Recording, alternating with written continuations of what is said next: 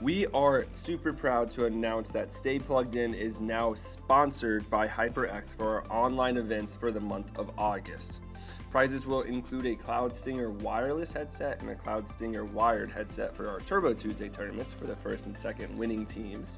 And then for our Valorant tournaments, which are every other week on Thursdays and Fridays, that will be the Alloy Origins Core Mechanical Gaming Keyboard, HX Red, and the Pulsefire FPS Pro Gaming Mouse, which the keyboard is for first place and the mouse is for second place.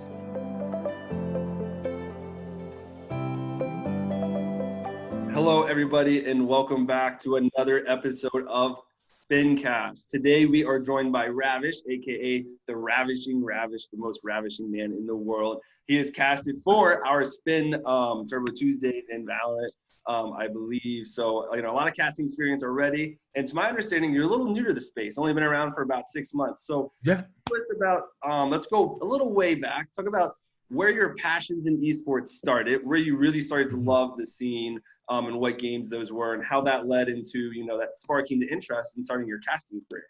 Sure. So I started loving esports a very long time ago. I didn't realize I already had a passion for the space, but I always find myself being drawn to the overall professional scene no matter what game I actually played, whether that be League of Legends, Overwatch, like Dota for about 5 minutes when I thought that League of Legends was but which was a lot of fun for me, and then going on to Fortnite and so on and so forth. I was fond of posting fasting for me and going throughout college and university, and then even after getting my master's, I was like, man, I don't really know what I can go into, right? But after near the end of university, when I found out that esports was a space, like, this is a thing I can work in. Yeah, I was absolutely phenomenal. And I remember where I really felt the energy of what space could be was when the League of Legends spring finals for North America came to Toronto.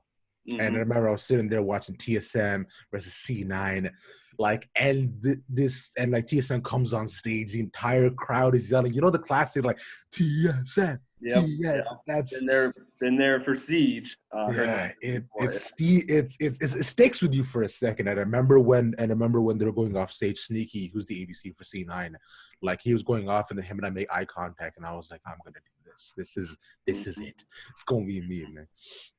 Yeah, but through all that, I got lucky enough to work. I actually do not work in the space. I run the social media for a startup called Rumble Gaming, where what we do is essentially we are all in one law agency, and along with being a marketing platform and a talent agency for many different brands, streamers, content creators, so on and so forth. So we work with people like Autumn Summers. We work with OG, Rogue, Robbery, Forge Gonzalez, so to people like that. It's like, and being run sources for them, it's like it's a lot of fun, like being able to see what our talent can do, what activations we bring forth, and being able to see what kind of turnover rate and ROI we can bring into our investments based upon who we choose, the creator and the brands that we work with, which is something that we were talking about before, right? It's esports essentially as a platform and really how it exists. Like, because you look at it, a lot of it is monetary value, bringing it in with sponsorships, creating brands, and seeing the overall turnover rate, whether that be through viewers or just like whether through sheer value, through loyalty, and what kind of equity that actually builds. Mm-hmm. Absolutely. That's an incredibly interesting kind of startup to me, because I think, on that content creation platform, especially when the viewership model that's, heavily dominates esports right now, it's very interesting, because on an individual level, like, that viewership's great, right? More viewership usually means more monetization on platforms like Twitch and YouTube, more or less, right? I mean, if you're getting 10K viewers, you're probably doing pretty good versus you're doing solid. Yeah, it's a big gap there, but the analytics show other stuff in those, when it's more close. But when you flip it to the teams, especially major tournaments, then that's when the sponsors come in kind of my mind of, really kind of exploring what that viewership is actually worth, whether people are just clicking on League. I know there was a great analogy between League of Legends and the Super Bowl. How League of Legends had so many more single views, unique viewers in the Super Bowl this past year, their last Worlds. But when you look at the actual data, there's so many people that clicked on the league on Twitch to watch it for about 2 minutes, and they clicked off of it. So it's like, where's that value? So kind of leads me to my first question is like, how do you start to help these content creators and streamers try to differentiate between, you know, what value they want and what's better for them long term? So we think of it from two sides of the coin, right? What the brand wants and what kind of space we're really getting into based upon the roster that we have. Now we have like almost over 500 or different creators that we have and can potentially work on. So we look at what the brand is looking for first and foremost, like which city they're trying to go for, what kind of image they actually represent, and where can we fit them into the actual space. So, for example, a long time ago, we had somebody like Foodora. So Foodora was a food delivery app mainly based upon the downtown core of Toronto. So, think of it like your DoorDashes, like your Uber Eats, and so on and so forth. Mm-hmm. But their model was much more like, it's, although you always had to pay a delivery fee, they made sure that they were like advertising that they were much more like delivery driver friendly. They were like always much more focused on that. So Foodora had never really worked in the esports space. They was curious about it. So we thought, so first and foremost, the main thing is the brand new. They probably want they were looking for people much more family friendly, along with especially heavily focused in the Toronto core, right? So we're like, okay, cool, makes sense. We got a couple of our Toronto creators, we work with, people like Summers, who and she's a Valorant player. He was like really nice, by the way, like one of the nice people we talked to. It's crazy.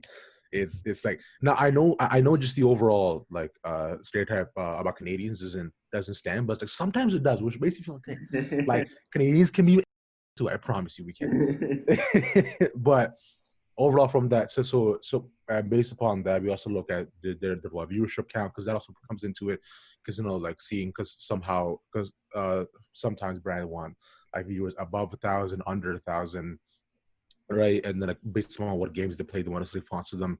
Like they some people only want Minecraft creators, some people only want people like specifically in a small little town in Texas, or like maybe creators who are based out of Europe but maybe have like a much wider reach. So it's like it really all depends as to what they're looking for, what they're looking to get into, and whether we can really fill that space, right?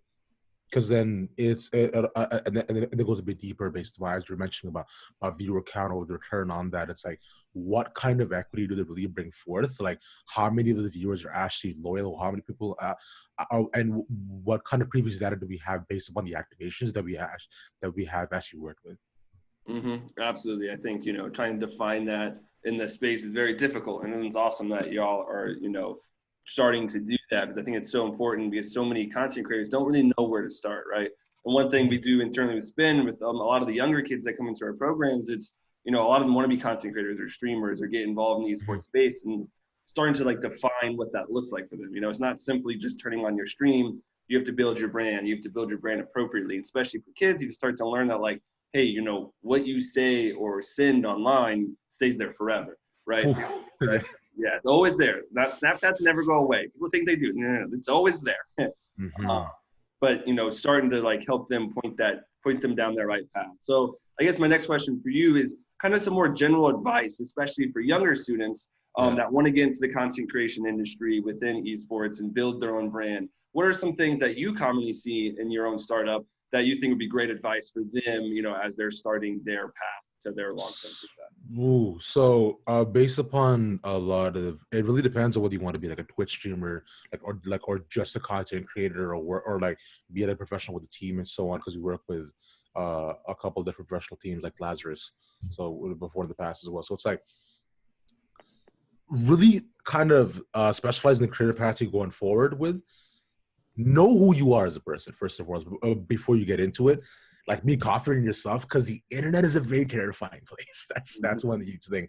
Is like, so know who you are, be really confident in your brand, find out what that is. Like, you're family friendly, what games you want to play, what are you passionate about, what do you actually want to do. That's a huge thing too. And plus, being family friendly is a lot easier. So it's like, try not to swear, do all that. Yes, swearing is fun, like being racist is cool, but maybe try to avoid it. Everybody likes somebody they can get behind, right? That's what huge thing too. Be multi-talented. Like, being a YouTuber or a streamer isn't just turning on your camera and like being like, hey guys, like, no. There's one thing that I like to quote from one of my favorite streamers, Disguised Toast. One thing he says is like, even if you grind at something every single day, it does not matter. Consistency, like consistency means nothing if you're making trash. A lot of trash is still just trash. So look at what you're making. Like, what kind of space are you filling into the market? Are you doing? Are you doing the same thing as everybody else? Are you doing something actually different? Is it actually good? Would you watch this? Like, be honest with us. Be honest with yourself. You say that. Would you actually watch this? And no production. Like, especially when you go into the space here, it's like knowing how to run OBS, Streamlabs, being able to produce as a caster as well. I find is that, like, if you are not a multi-talented caster, if you're only one faceted, I promise you will not find success. Which is why you have to learn multiple games, you have to learn how to produce for yourself, be able to fill many different roles, whether that be to do with just color, play-by-play, analyst, like understanding the game, and also for casters specifically, know what you're talking about. Like, it's like that's also a huge thing. Is like people can definitely see through BS as you're starting mumbling your way through, trying to do whatever. Which I thought I had to learn the hard way as well. And finally, have tough skin. People are mean, bro. Like really mean. Like, and they will get at you. They will find the deepest insecurities that you hold so dear to your heart, and they'll tell it to you straight to your face. And that's at the point when I said that first thing is, when you know yourself, you'll be fine. It'll hurt, but it'll be okay. That's like my one big thing there. Yeah, absolutely. I really can't agree more. I think, those pieces of advice really help their students start to learn the space, because I think a lot of people, looking at Twitch chat, right, or any kind of live stream chat, or your responses, your DMs, people take criticism so harshly in esports, because a lot of that criticism is incredibly harsh, right? I think it's dual, right? I think the community needs to do a better job of giving constructive criticism of like, hey, you could do this better. Maybe try this, right? Or, hey, this didn't sound right in your casting. Maybe go back over it and try to think it through again, rather than just being like, hey, you just stumbled on 2 words. I'm going to like rip you to shreds. And like, obviously that never helps anyone. That just brings down your self-esteem, and like, you're never going to get better from that. No, of course not. Also, I think from that flip side, I think casters, or any kind of personality, not just casters, anybody that's in front of a camera, so streamers, content creators, whatever, can learn to take that criticism as best as they can, right? So many people shut off criticism at the first glimpse, obviously not everyone. I think the more successful ones learn from their mistakes. They learn to take criticism in that constructive fashion. They go so much longer. So 100%, dude. Because I remember when I first got started out too, which you also may not notice, but I actually have a speech impediment. I was which I've been stuck with my entire life, unfortunately. So going into a caster was like, I have to talk all the time and try to not get caught up in my words, which is like fun, but also like a challenge at the same time. So it's like learning about learning about my disability, you could say. Especially it's like seeing how I can overcome it, like be confident within it, and what I have to do to like really work with it to be successful as to where I am. Because it's like, I'm gonna stutter at some point in a broadcast, but I can't let that get to me, because this things are still happening and things are still going on. Like, I have to constantly be able to move forward. And at the end of it, when I hear myself at the end, when I'm doing my self-VOD reviews, I have to be able to think, it's like, yo, if this happens, sometimes you'll go ahead, you'll improve, you'll move forward. It's like, because that's my huge thing too, is like, never make the same mistake twice. That's because when you do, because then you think like, what are you really doing here, right? Oh, also small side note, also learning for socials as well for all content creators. Know that there's a meta on almost every platform. Like, based on whether you do YouTube, you do TikTok, you do whatever, what the algorithm depicts, that's king. So really try to learn as to what the meta is, which I found, some content creators like Mr. Beast have done extremely well. That goes from your titles to your thumbnails, even the hashtags you use, which is one of the most important things on IG, on YouTube as well, to be able to make your post or your thing reachable and findable. It's just taking that one extra step every single time to make sure that what you could have made something great, but if I can't find it, who cares? Exactly. I think that's one of the biggest hurdles as people, become introduced in their space, is like, those algorithms are extremely complex and starting to depict, you said, like Mr. Beast. I've seen his stuff come up in recommended feeds on mine, partly just because I watch other esports videos, right? And that goes such a long way, because if I'm interested in esports and I see this new creator and they get, a lot of views, I'm like, I'll give it a shot, right? And, Mhm. only if he encapsulates 20% of people like me, well, that's 20% growth, and that goes a long way as that starts to have that cyclical effect. So definitely true there. And that's difficult, but, having people like you that can help kind of differentiate, or agencies like your startup, I think is so important. But anyways, kind of transitioning back into the casting, Yes. what experiences have you kind of, like, this is a really broad question, but I kind of leave these open-ended for the guests. It's Mhm. just what experiences really stand out to you as you've developed your casting kind of portfolio and skills and talents over the last 6 months? Anything that stands out in particular, or something that you really like to see, or maybe really don't like to see and want to see change within the community or the industry? So, I mean, I remember we were talking about before, just the toxicity level that's kind of tough overall, but you can't really help it because the internet is a facade in the face for everybody who wants to protect their anonymity. That's fine. You can say whatever and get away with it. I totally get that, because I remember Pansy, who was a Valorant caster as well, and so she was also talking about how, like, people will say just awful things, especially for people like coming into like a new space, like Valorant especially. Like, I remember I've done casts for many different games, like Overwatch, League of Legends, TFT, and like no, and on Valorant as well. Especially since it's so new, I find that people take everything like there's no meta to what to talk about yet. It's because the game is consistently changing, and like there's no like set amount of faces that you see all the time. Except now you're seeing more and more people like like WTF Moses, Golden Boy, Pansy, like so on and so forth. So it's like it's just it's either you really have to decide whether or not to look at Twitch chat when talking.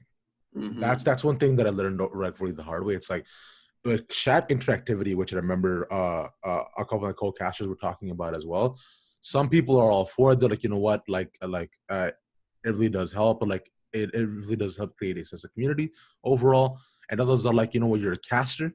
You should be focusing on what you're saying and working on your craft, and that's it. And honestly, I'm really all for it. Each opinions, it really depends on just overall broadcast, what people are saying. But definitely definitely I agree with the latter a lot more. It's like when you were talking to an audience, you should be focusing on what you were doing, what you were saying, the overall notes and prep that you have, which is one huge thing too. Is like, especially when diving into a game like or already established scene, your research should be done. Like, you should know the players, the meta, the item changes, or so on and so forth. Like, you have to know what you're talking about, especially when it's like something brand new. Like, for example, when I first did a cast for the scouting ground circuit in League of Legends, it was a day of research for figuring out the players, previous match histories, champ pools, itemizations, looking at VODs and reviews, and like, and that too was a huge thing as well. Like, as I also transitioned throughout being a caster, was doing self VOD reviews, pointing out and seeing where I'm going wrong, and working on not making those mistakes again. Or like, if it sounds bad, why does it sound bad? If I did something good, going ahead and highlighting that, and like seeing where you fit into your skills, and also really looking at what people in the industry are doing, like as well, like also in your role, doing better than you. Like, look at other people. Like, I look like looking at my fellow co-casters, like whether in Valorant, like ABCmo, who's also like a play-by-play in League of Legends. It's people like upcoming people like Esports TJ, people like Rafa. It's like it's or even the pros, like looking looking at oh my god, I'm blanking on his name. Freaking Quick Shot, bro. Yeah, Quick Shot and Captain Flowers. Like, know that you can't beat them, but you can definitely go ahead and take their skills, see how they break down what they do. They're pros for a reason. Yep. Right? Know that there's something that can always be improved upon. And that's the overall consistent grind. And play the game you're casting.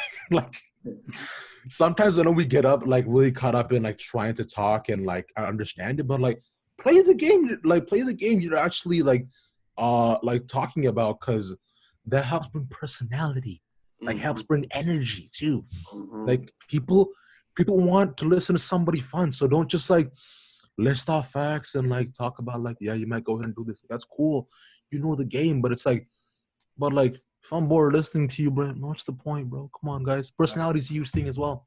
Yep. Definitely have energy, have drive, smile, for God's sakes. Yeah. Exactly. I mean, I keep saying it, but I really can't agree more on a lot of those points. And, just to highlight a few of them is, I think, kind of going back to the beginning, that Twitch chat, right? I think Yeah. it's really, you were saying basically the same thing, is like, dependent on what that broadcast is, right? Professional broadcast, closed chat, right? Like, you're a professional, you're casting the game, be hyper focused, cast the game without that experience or without that distraction, right? But if it's a community night, almost more of a watch party where you have just some light color casting, maybe you just cast the big plays, then maybe turn Twitch chat on and be engaging with the community. But it's two different things. I think too many people try to generalize it to the entire scene rather than having it divided up in its particular use. So absolutely the same thing there, and it's very difficult because Twitch chat is very mean, to say the least, especially Yeah, man, it gets interesting sometimes. yeah, But it's once someone doesn't like you, they all don't like you apparently. So it's tough. what are you gonna do, right? Exactly. We are unfortunately running out of time. That's okay. Here, it always goes too fast. These always go too fast. Hopefully, the next rendition of Spincast is going to be longer, more drawn out, so we can actually dive into these topics in detail. But I will leave you with one last question. Another really broad question is, in the experiences, all of your experiences in esports casting and your startup as well. Yeah. What is one thing that you think needs to change or be improved on to grow the esports industry to that next level, right? Obviously, esports is exploding right now. It's already a global phenomenon, but to make it the global phenomenon, which I think is destined to be, has to top the NFL and soccer. But what do you think is one thing that needs to change now or be improved upon now to really start to, facilitate that long-term hyper success? Sure. So when we look at the overall legitimization and growth of esports, it, like any industry, needs one huge thing to really be able to cement its establishment, and that's structure. So far right now, everything is so up in the air, and one word I use a lot to really describe it is volatile.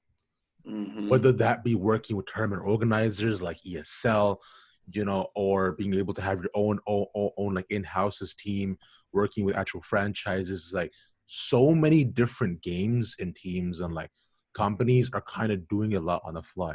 Look at the Overwatch League. They went from a franchise model, but really based upon cities, and then moved from only having it in one place to playing it in the actual cities. And the coronavirus hit, and then that couldn't do that anymore. It's like, although you can definitely still go ahead and play your LANs and play this online, which is why I'm really impressed as to how, before esports barely a sport, not esports is the only sport, which is like, hey, let's go. But, I don't know about the rest of the world. Exactly, man. I'm gonna chill at home and watch my LANs. You guys just watch a blank screen and replays forever. That's fine. Yeah, I'll do the thing. Yeah. I think you put that really well there, the volatility, and that's something that I've seen a lot in the collegiate esports scene. So obviously I think you've watched some of the Spincasts. About half of them are about collegiate programs, and almost every single program director or president or coach or whatnot say that like we need more structure, right? There's that looming question about the NCAA involvement with collegiate esports, and what they do in the traditional sports, I don't think it's going to apply very well to esports, but what they do provide is structure, right? Everyone knows that college football is on Saturdays, right? Obviously, it's a little bit different these days, but game day for college football is Saturdays, right? You have the same expectations with basketball, right? Tuesday, Wednesday nights are big primetime games. So is Friday, Saturday nights. And that structure is, legitimized and very stable. In esports, you don't see that. Everything's up in the air. Everyone's trying to do their own thing and not caring what another person is doing. And then it just starts to spiral. And all of a sudden, you see, like in collegiate esports, you see two of the biggest organizations have the same championship Sunday for League of Legends on the exact same day. And it's like, how does that happen?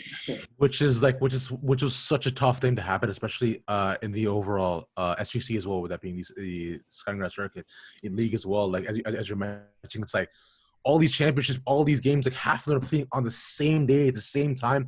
And in some of these tournaments, I remember so the loser, so in the lower bracket, that team, whoever won, had to face the winner of the upper bracket right after the other. Why couldn't it move this one day?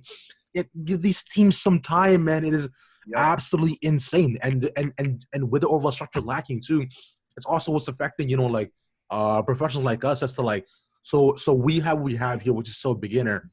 How do we move up? How do we grow? Where do we go as a caster? Especially, that's also a huge question mark. Like, can we actually grow in the scene? Can we go ahead and work up towards actually working at the company? It's like, or is everything a dead end? Which unfortunately sometimes in esports it is. You can work for years and honestly get nowhere.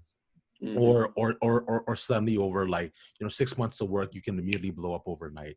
Everybody really does find their own success. It's like, and being able to find where you fit into, being able to find where you fit into the space is probably the hardest part, which is why I mentioned all the volatility there. Yeah, absolutely. I think one of my final points there is, I think when you look at the esports market space and kind of like the subdivision, whether it's casting or playing or TOs or game development, I think there is like that argument that it's oversaturated, right? So many people are trying to do the same thing. And that's where that cyclical failure kind of comes in, of people just never finding that success inside of trying to figure out where the holes are and then filling those holes. And that's where you see, I think, the really successful people. And that's the difference, is people are like, oh, I'm going to go be like Shroud or Ninja. And I'll just be just like them. I'll be super good, be their personality, and I'll be successful like them. It's like, no, they already have that market space. Like, you can't be Ninja. Ninja already won that race. Ninja, yeah. So like I always, it's my biggest thing is that when you're developing your brand, take the advice from the pros, because, they're successful for a reason. There's overarching philosophies and ideas there that are successful no matter who you are or what you do. But to be yourself, be your brand, develop your brand to yourself, to who you are. That way you enjoy what you do. You're not faking anything. And also, if you find that hole adequately or fill that hole adequately, you'll be successful. So yeah. 100%. I was gonna say, like, if you enjoy what you're making, other people will as well, because that's what I used to tell like early content creators as well, and people who wanted to ask me about, like, how do you be a Twitch streamer? I was like, either be good at the game, have a personality, or be famous. Being famous is probably the easiest thing, because you see Drake can hop on like a stream and get 40 million views and so on, and Lil Yachty. But it's like now being good at the game and have a personality isn't enough anymore. You have to have both and then some. Exactly. And then that extra just spice, kind of like, I don't know a better word, but that spice that you just throw in there, and it makes the difference, right? Makes that soup into just normal chicken noodle soup to like, wow, that's the chicken soup that I want to go watch, right? I want to go eat. Exactly. It makes water into broth. It makes water into wine. Exactly. It really just helps warms your insides, one might say. That's just me. Yeah. Exactly. And that's that passion. That's that passion that you bring up. If you have that passion, dedication, you'll go a long ways for sure. 1,000,000%, Kyle. Yep, absolutely. Unfortunately, we are out of time. Absolutely great discussion. I do foresee you being back on another Spincast, our longer version, which is in the current development phase right now. Hopefully here in the fall. Things are always crazy with the COVID situation, but that is on the horizon, to say the least. So real quick, Ravish, go ahead, plug yourself. Tell us where we can find you so we can keep up to date on your work in the casting space, and plug your startup as well, if you so please. Yeah, sure. So you can go ahead and find me on Twitter at RavishingRavish because I wanted to get my full name, but somebody already took it for some reason.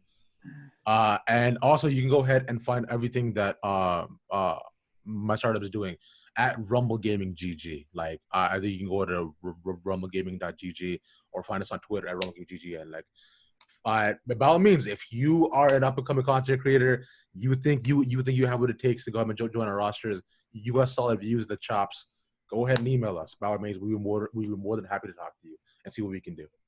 Absolutely, everyone out there. That's my first advice to everybody: is take that first step. Send an email, send a text, send a DM, start the conversation. And then from there, obviously, that's when the work starts. But always take that first step. Never hesitate because you think you're not good enough. See where it takes you, right? The worst they can say is no. Okay, you wasted 2 minutes of your time typing an email, right? But yeah, absolutely. To everyone out there, thanks for watching the entire time. Thanks for listening the entire time. Stay healthy and stay happy in the current pandemic, making sure you take care of your loved ones. And ultimately, stay plugged in.